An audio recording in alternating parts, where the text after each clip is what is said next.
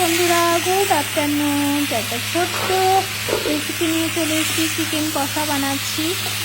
তো আমি অলি ঘোষ ওয়েস্ট বেঙ্গল থেকে বলছি। তো দেখো, প্রথমে চিকেনটাকে ভালো করে পরিষ্কার করে নিয়েছি, আলুটাকে ভেজে নিয়েছিলাম, তেলের মধ্যে গোটা গরম মশলা দিয়ে দিয়েছি, তার মধ্যে চিকেনটা ভেজে নিচ্ছি। আমি চিকেন ভেজে রান্না করি, যেহেতু পোলট্রির মুরগি তো এই জন্য ভেজে রান্না করলে খুব ভালো টেস্ট হয়।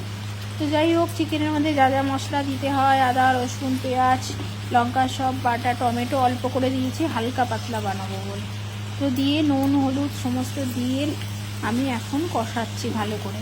তো দেখো, কষাতে কষাতে এইরকম একটা পর্যায়ে চলে এসছে, কালারটা ঠিক এরকম এসছে। ক্যামেরায় ঠিক আসছে কিনা জানি না, তবে আমি সামনে থেকে দেখে যেটা দেখছি খুব সুন্দর একটা কালার এসছে, খুব সুন্দর একটা স্মেলও বেরোচ্ছে।